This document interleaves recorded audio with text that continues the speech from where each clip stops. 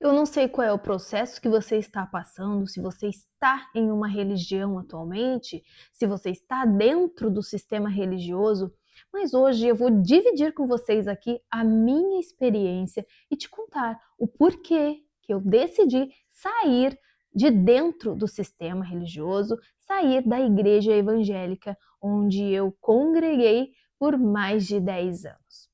Se você ainda não me conhece, eu sou a Cíntia e este é o canal Mestre da Cocriação. Seja muito bem-vindo, seja muito bem-vinda. Bom, para fazer esse vídeo, eu anotei alguns tópicos para eu conseguir fazer uma linha do tempo bem organizada dos fatos, tá? E explicar para vocês como foi que aconteceu a minha saída do sistema, tá? Mas antes, para dizer por que eu saí, eu quero contar para vocês como foi que eu entrei, tá? Bom, eu entrei na igreja evangélica, para a igreja evangélica, na verdade eu comecei a frequentar a igreja evangélica por volta dos meus 19 anos, tá? Há muito tempo atrás. Tá, idades à parte, há bastante tempo atrás. Então, lá com 19 anos eu comecei a frequentar junto com a minha irmã e meu cunhado. Eles entraram naquela vibe que a gente sabe do crente, né? De achar que todo mundo tá errado, que só eles estão certos, que só eles vão pro céu, né? Essa é a vibe do crente e eu falo do meu lugar de fala, tá? Porque eu também era assim, tá? Eu era uma pessoa chata que achava que eu ia pro céu e o resto todo mundo ia pro inferno. E aí, minha irmã e meu cunhado indo na igreja, e uma igreja conservadora. Não podia nem cortar o cabelo, mulher não podia fazer sobrancelha, não podia cortar o cabelo. Era bem rígida. Mas enfim, eles começaram a convidar eu, minha mãe, meu pai para ir, né? E a gente nunca queria ir, né? Eu morava com meus pais ainda. Até que eu entrei numa fase bem complicada da minha vida, tá? Eu comecei a sentir um vazio muito grande, né? Eu não conseguia entender muito bem quem era Deus, por que que algumas coisas aconteciam na minha vida, por que que Deus permitia que essas coisas acontecessem na minha vida. Então lá atrás eu ainda não tinha a mínima noção de que eu estava criando aquilo que eu estava vivendo, de que eu era a criadora da minha realidade, né? Então, eu me perguntava muito por que que eu estava passando por algumas situações, né? Esse vazio que eu sentia, ele começou a gritar dentro de mim, porque tem, né? Sempre tem um momento na vida da gente que a gente vai querer encontrar Deus. Porque ele está dentro de nós através da centelha divina. Então ele está chamando aqui de dentro, né? E a gente ouve esse chamado e começa a procurar, né? Então, as pessoas vão para diversas religiões, procuram de diversas formas, e eu fui até a igreja evangélica com eles.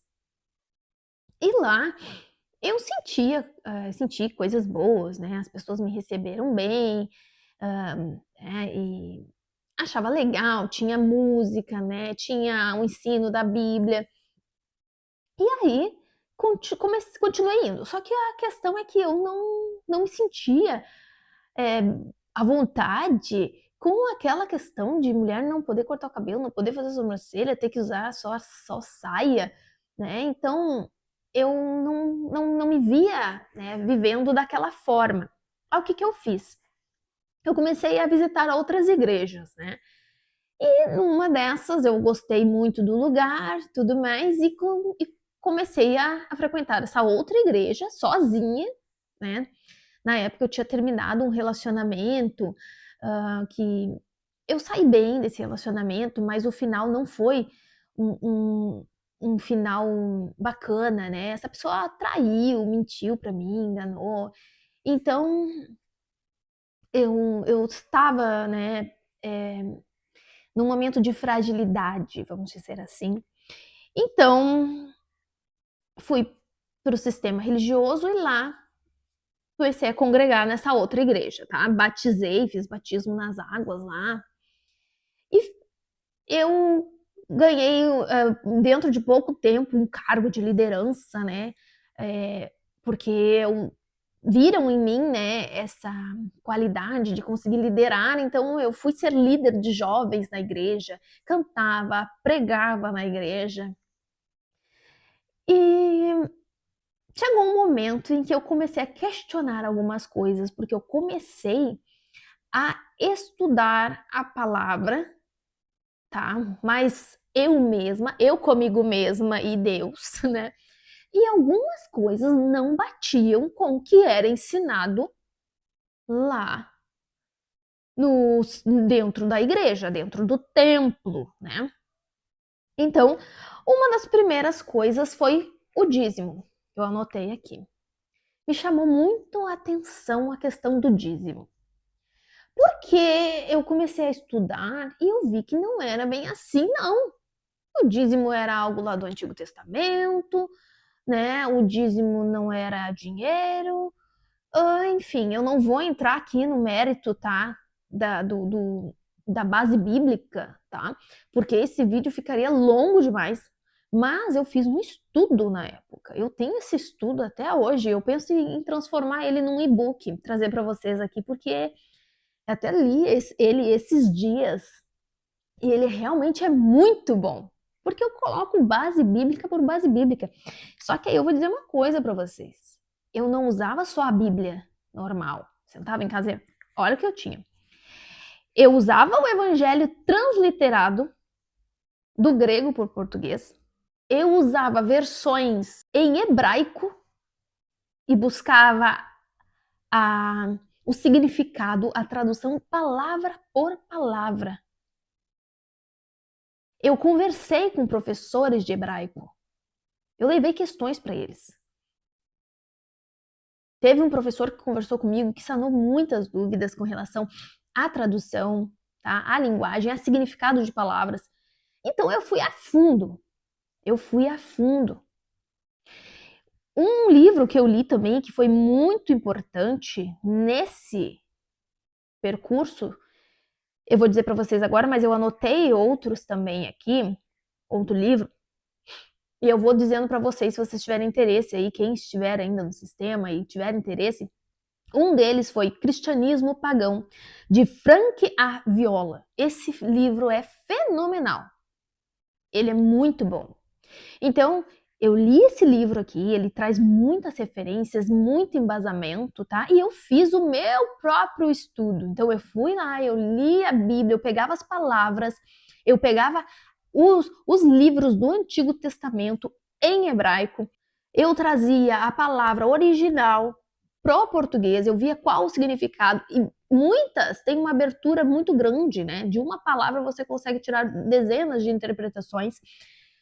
E eu comecei a criar um estudo, eu botava tudo ali no computador e criei um estudo organizadinho. E eu comecei a entender que as coisas não eram daquela forma como diziam lá nos púlpitos.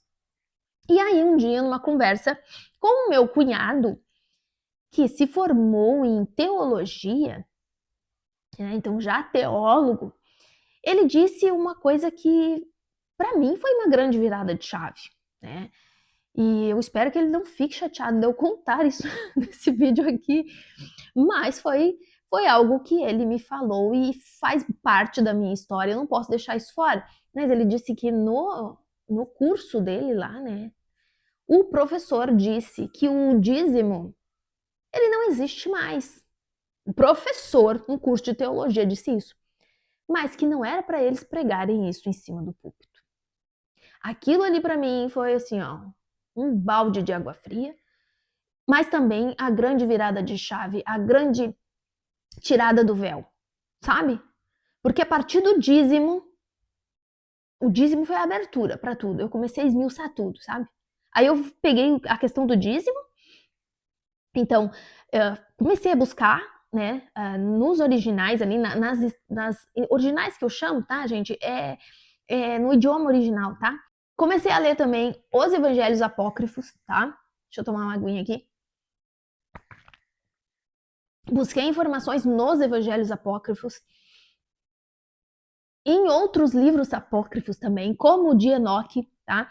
Então eu comecei assim, ó, busca profunda. E aí, além da questão do dízimo, eu encontrei a questão dos templos, tá?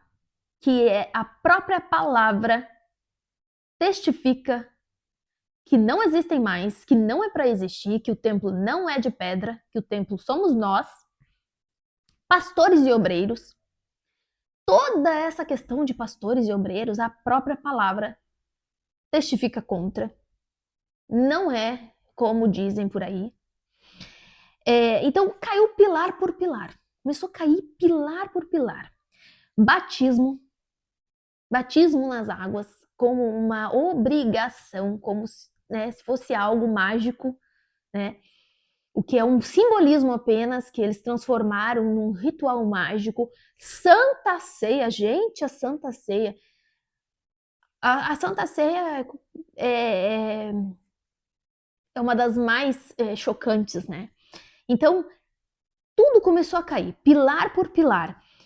Então, eu comecei a perceber que existia uma mentira enorme. E veja que interessante, a igreja evangélica, ela surgiu da igreja católica. E a igreja católica, lá no passado, a igreja católica queimou gente viva. A igreja católica perseguiu quem discordava. A igreja católica dizia que pessoas que curavam através de elementos naturais eram bruxas, né? A igreja católica fez horrores. Então, nunca teve amor, né? Não tinha amor.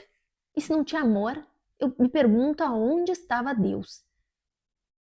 Então, a igreja evangélica, ela vem da igreja católica, e olha que interessante, vem a igreja evangélica, mas se você for olhar, hoje em dia tem centenas, eu acho que até milhares de denominações religiosas, e todas se dizem a certa.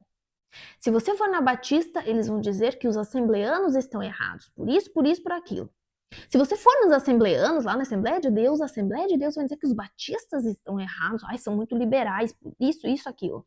Aí vai na quadrangular, é outra, eles são certos e o resto é errado. Vai na luterana, todo o resto é errado, eles são os certos. Vai na adventista, nossa, que pecado não guardar o sábado, todo mundo está errado, nós que somos salvos. Então, eles acham que eles são os donos do céu e do inferno, porque eles decidem quem vai e quem não vai. Quem vai para o céu e quem vai para o inferno, né? Então, assim, para mim foi o véu se rasgou, abriu tudo. Aí eu entendi que eu não tinha mais como ficar dentro daquilo. E veja bem, isso foi um intervalo de tempo bem grande, porque como eu disse para vocês, eu comecei a ir na igreja, a frequentar a igreja com 19 anos. Eu me casei, eu comecei a namorar com 25 anos e me casei com esse, então, namorado com 28 anos, tá? E pouquíssimo tempo depois de casados, nós saímos do sistema, eu e ele. Eu tinha 29 para 30 anos, tá? Então, foi um período bem grande, tá? Então, assim, com 19 anos eu comecei a frequentar, tá? Assiduamente, né? Assiduamente mesmo. Então, fiquei até 29, 30 anos. Então, foram 10 anos, um pouco mais de tempo dentro do sistema. E quando eu decidi parar de acreditar só no que me diziam e comecei a tentar entender se aquilo fazia sentido, foi que as coisas se esclareceram para mim. Porque até então eu ia para a igreja, ouvia o sermão do pastor lá, a pregação, e deu. Isso é a verdade. Mas quando eu comecei a questionar e eu olhava minha Bíblia, mas não parece, sabe? Mas não faz sentido. Aí começou a se abrir o entendimento. E nós estamos aqui para evoluir, nós estamos aqui para expandir. Enquanto eu ficasse dentro daquele lugar, acreditando que tudo que eles falavam era verdade, como um cavalo, sabe? Como é que é? Que eles usam aquela. Esqueci o nome agora, mas que não deixa olhar para os lados, né? Eu nunca ia sair do lugar, eu nunca iria evoluir. Né? Mas graças a Deus, Deus em mim, minha centelha divina que estava aqui dentro, queimando, me alertou para a verdade. E a verdade, ela liberta, como disse nosso Mestre Jesus, a verdade liberta. E aí, deixa eu me achar aqui nas minhas anotações, e aí, quando eu percebi que não tinha amor de verdade, era uma pessoa falando mal da outra. Falavam mal da roupa dos outros. Ai, olha aquela irmã lá, olha a roupa da irmã. Olha o que o irmão fez. Olha, era uma fala, uma coisa, uma falsidade. E eu não tô aqui julgando as pessoas, mas é que para um ambiente onde as pessoas buscam a evolução, era muita coisa ruim, sabe? Então, assim, o sentimento não era o amor, sabe? E tinha muita religiosidade. Muita religiosidade. Eu me recordo que uma amiga minha amiga até hoje, né? E ela ainda está dentro do sistema, mas é minha amiga até hoje. Conheci ela dentro do sistema religioso, uma menina mais nova que eu. Ela perdeu a virgindade dela, tá? Ela caiu em pecado, como eles dizem, né? Caiu em pecado. Ela se relacionou com um homem casado e realmente, né, ela não fez algo que era moral, né, que era uma coisa certa de fazer, porque houve uma pessoa enganada, né, isso a gente sabe, né, que não é certo. Só que ela se arrependeu, né, e contou para os pastores o que ela fez, e eles vazaram essa história, os próprios pastores, né, toda a igreja ficou sabendo. Ela foi colocada em disciplina. E depois, anos depois, quando eu já estava na igreja onde eu congreguei, um casal de namorados bem jovem, bem novinhos, eles acabaram tendo relações também sem ser casados, né? E os pais da menina contaram para os pastores e eles anunciaram isso em cima do púlpito. A fulana e o fulano ali, que também até hoje eu tenho contato por rede social com eles, uns queridos. Fulana e fulano tiveram relações sexuais sem serem casados, estão em disciplina por tanto tempo, humilhados diante de todo mundo, sabe? Então aquilo ali, essa falta de amor, de tato, de cuidado com o ser humano, sabe? Nós somos Deus, mas não somos o Deus que julga e que joga a pessoa lá no inferno. O mestre nos ensinou, nosso maior mestre Jesus disse: não julgueis, porque com a mesma severidade que nós julgarmos, nós seremos julgados. Então nós não julgamos, nós observamos tudo. Nós observamos, né? E nós deixamos, porque o fluxo do universo, né, o fluxo da vida, faz com que as coisas venham e vão conforme tem que ser. Ou seja, o que eu quero dizer? As consequências viriam a eles, se é que teriam consequências. Porque até mesmo essa questão do casamento, o casamento é o ato, né? Isso é casamento. O casamento não é subir no altar, se vestir de noiva, de noivo, uma festa, botar uma aliança no dedo. Isso não é o casamento. O casamento é o ato da relação entre duas pessoas, né? Nós sabemos da troca energética que existe nisso, né? Então, assim, não estou aqui para julgar eles também, porque é uma coisa assim que eu perdoei, sabe? Eu perdoei. Quando eu saí, eu perdoei. Eu não quis carregar comigo aquilo. Mas veja bem, eu anotei aqui também, quando nós decidimos sair, eu e no caso, meu marido na época, eu entreguei para um pastor da igreja onde eu congregava um estudo, né, de 21 páginas, dizendo por que estavam saindo do sistema. E ali eu coloquei assim, eu sabia que eu não podia botar muita coisa, talvez ele não lesse, né? Mas eu coloquei o principal, eu embasei versículo por versículo, porque isso não condiz, isso não condiz. Dízimo, templo, obreiros, tudo, Santa Ceia, tudo, coloquei tudo. Eu não sei até hoje se ele leu, eu entreguei num envelope para ele, para a esposa, mas até hoje ele é pastor e ela também, então eu não sei, né?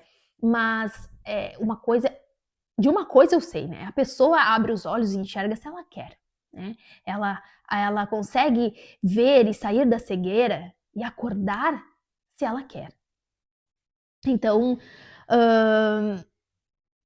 eu fiz a minha parte, tá? E aí, como eu disse, eu coloquei ali, né, sobre tudo, sobre todos os rituais, sobre todas essas coisas. Ai, deixa eu falar pra vocês. Eu vou mostrar pra vocês também, só um minutinho. Voltei.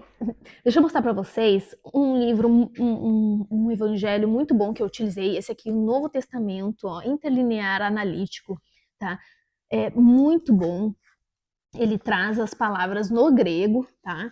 E ele traz o significado das palavras, tá? É muito, muito bom. Me ajudou muito nos meus estudos, tá? Cristianismo Pagão, de Frank Aviola, eu não achei para comprar esse livro, tá? Comprei só a versão digital dele, baixei a versão digital, tá? Na época. É uma obra fantástica que eu recomendo que quem está no sistema leia, porque ela é libertadora. E esse aqui, gente, eu acabei imprimindo, encadernando, porque ele não tem mais edição no Brasil. Ele foi editado e vendido, mas não tem mais, eu não encontrei em lugar nenhum, procurei para vender, procurei para comprar na internet, não encontrei. O que Jesus disse, o que Jesus não disse, é também um livro muito bom, recomendo, tá? Quiserem comprar, se acharem, né, para comprar, na época eu não achei, mas se não, baixa e lê ele em PDF, ou assim, eu gosto muito assim, porque eu gosto de grifar, né, fazer anotações.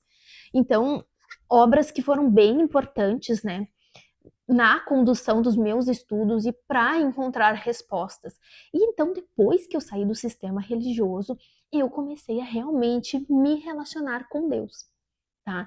Eu comecei a buscar entender, né? Entrei também num entendimento da questão do nome Jesus, né? O nome Jesus que nós chamamos, ele realmente não é o nome, né? Verdadeiro do nosso mestre. A letra J, o som da letra J sequer existe, né? No hebraico, no aramaico lá. Então, eu entrei também um pouco nisso e consegui entender que realmente não é esse o nome, né? Mas eu sei que como é a forma que a gente consegue se comunicar para que as outras pessoas entendam, né, de quem a gente está falando, né? A gente utiliza, mas eu gosto muito de chamar ele de mestre, né? Eu prefiro ainda chamar de mestre do que de Jesus, que é um nome que, se você pegar uma Bíblia bem antiga lá da sua bisavó, você vai ver Iesus, né? Então, o J foi uma letra acrescentada muito tempo depois, né? Então, realmente, quando a gente fala Jesus, não é o nome do nosso mestre, né? Então existem aí muitas vertentes, né, que falam que era Yeshua, né, ou Yehoshua, ou outros nomes também, mas eu acredito hoje que o mais importante é com quem nós estamos falando. Nós sabemos quem é ele, né? E, e aí eu comecei a me relacionar de verdade com Deus. E a partir desse momento eu comecei a procurar entender quem verdadeiramente é Deus. Não vou entrar nesse aspecto aqui do Deus que a física quântica nos traz, né? E nesse Deus que é o todo e que realmente é uma onda, é uma energia, porque esse vídeo ficaria muito longo. Mas se vocês quiserem, se vocês se interessarem por isso, eu posso trazer também num próximo vídeo, né, como foi, né, a minha caminhada nesse sentido, tá? E explicar para vocês um pouco mais da minha trajetória na expansão da consciência, né, e na evolução espiritual, tá bom? Na minha evolução espiritual. Eu espero que vocês tenham gostado desse vídeo, tá bom? Deixa aqui seus comentários, eu vou responder, vou ler todos eles, tá? E nós nos encontramos no próximo vídeo. Não deixe de se inscrever e compartilhar esse vídeo. Muito obrigada por assistir. Tchau, tchau!